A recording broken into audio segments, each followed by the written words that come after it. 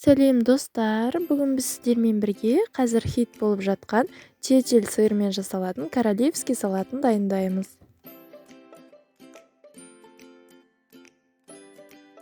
Ол үшін біз бірінші суға піскен тауық етін тураймыз.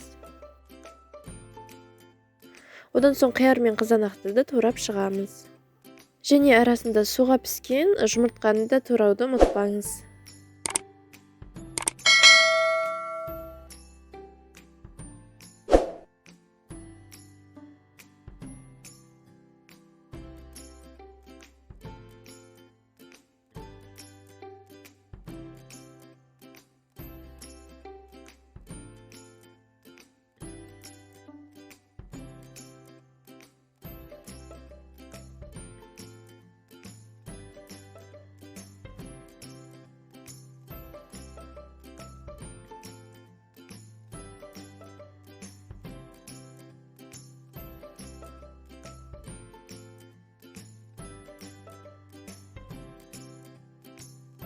Сосын чечил ірімшігін осылай жіңішке етіп қолымызбен үзіп шығамыз. Одан соң бір кішкене бөлігін алып, пышақпен тураймыз.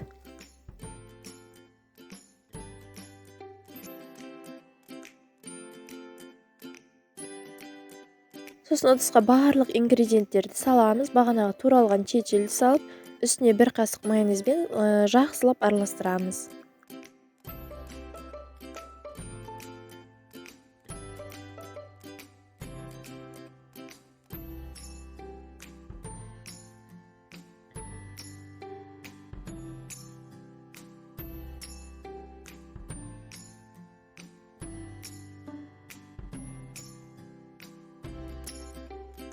Сосын біздің салатты тарелкеге саламыз. Одан соң үстін чечил ірімшігімен әрлейміз.